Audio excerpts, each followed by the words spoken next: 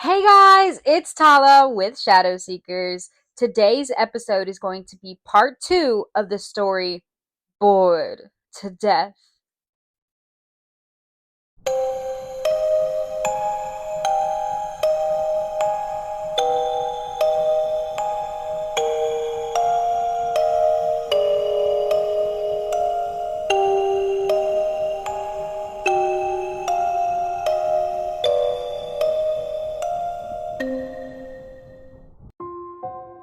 Hi, I'm Jennifer with Shadow Seekers. I am a psychic medium who has been seeing ghosts and entities all my life. These are all my personal encounters. So let me tell you what I've seen. Then I heard my great aunt scream again.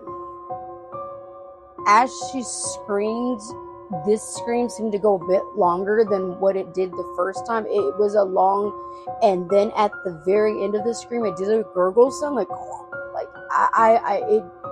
it scared me so badly. All of a sudden, I hear like a plot, and I turn to my side and I see M drop to her knees. And as she drops to her knees, I'm like, she is just crying. I mean, she is just like wailing like no other. And then I look at C, and C is like just deadly. I mean, she is frozen. She's just, you can just see just the fear. Like, I don't know if she peed herself, but I'm pretty sure at that moment she would have. Because I mean, the way she looked, it looked like she was just like she was just like frozen, like a vegetable. Like she was scared. And I guess since I've seen ghosts and entities all my life, that I mean I was scared. Don't get me wrong, I was very scared, but I was able to move. I had mobility. I was able to kind of think my way, be logical about this, try to be kind of be the smart person in the scary movie. How about that? I guess kind of like that. So I was able to kind of guide everybody. But again, deadly scared. Don't get me wrong, petrified. But I knew I had to see what was going on with my aunt, my great aunt. Again, she's old. She's an elderly lady. She's old. She's already had some, heart conditions.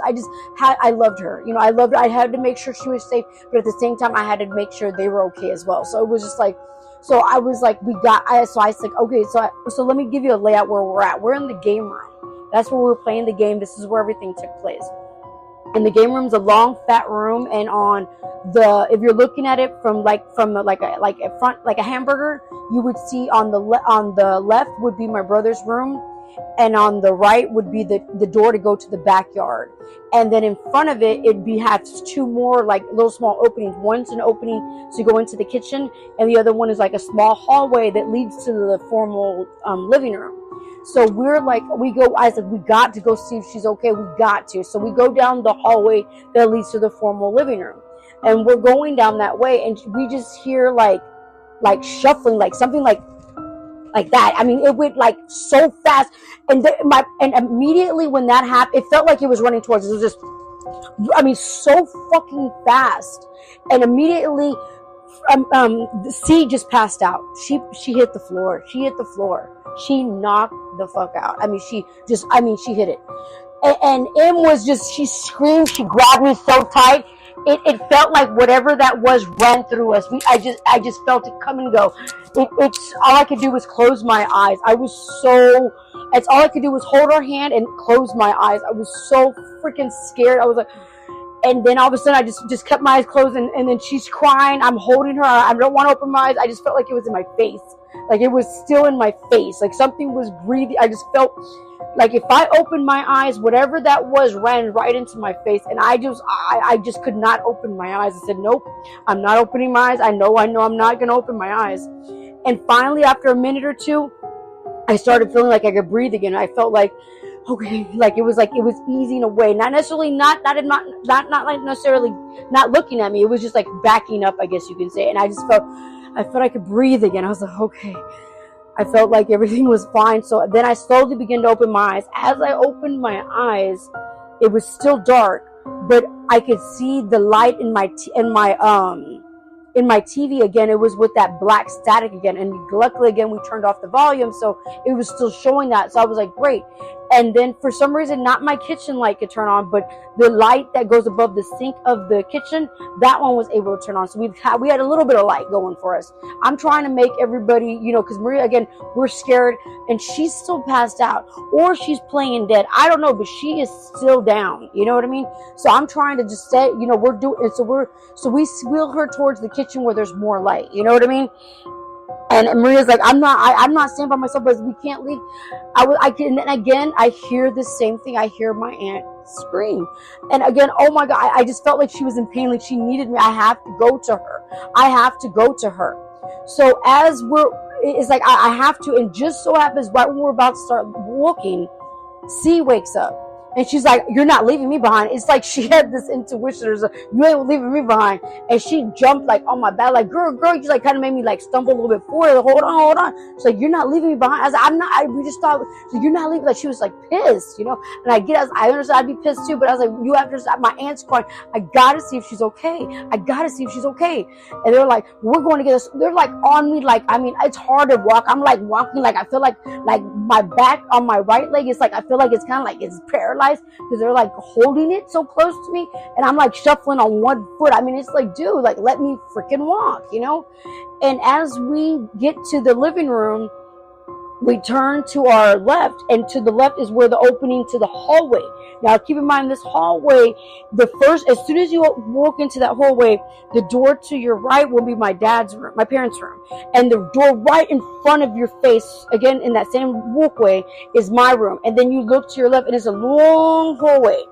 And it's a very long one. And in between on your, if you turn towards your left, there's going to be a door, like a little bit, maybe about 5 feet down, you'll see a door, and that's your, to the bathroom. And then at the very end is my brother's room. It's in their door.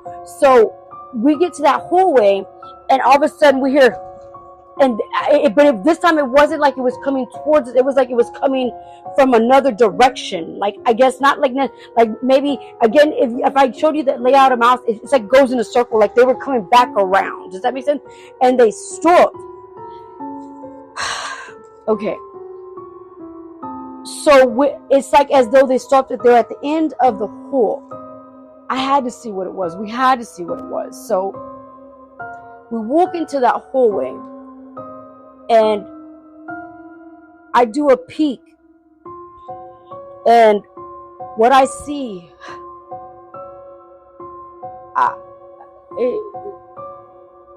my aunt, she doesn't know how to walk. She can't at all. Even if she's in a walker, you have to be literally like right behind her, or she'll fall. Like, literally, she's like, I'm constantly walking with her. At that time, I was walking with her. I would do daily exercise with her, do all these things. She was like my best friend. So I know she can't walk.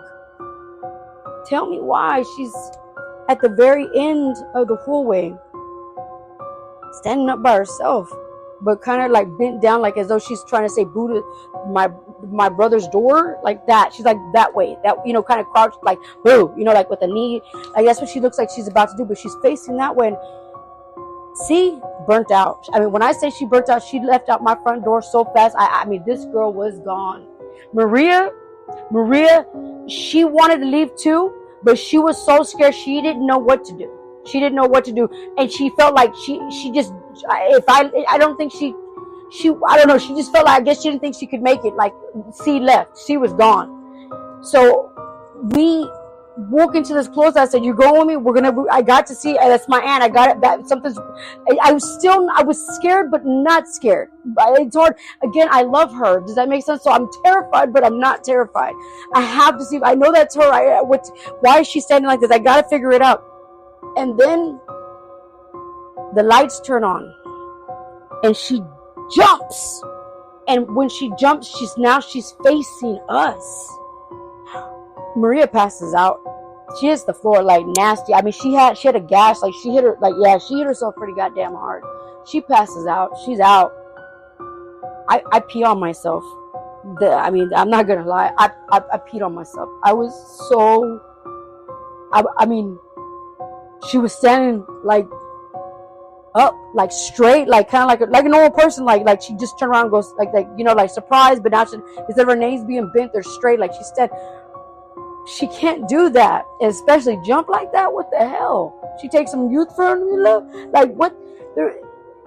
I peed on myself. I was so fucking scared. I was so scared, and all I could think was the our Father, the Our Father, the Our Father, Our Father.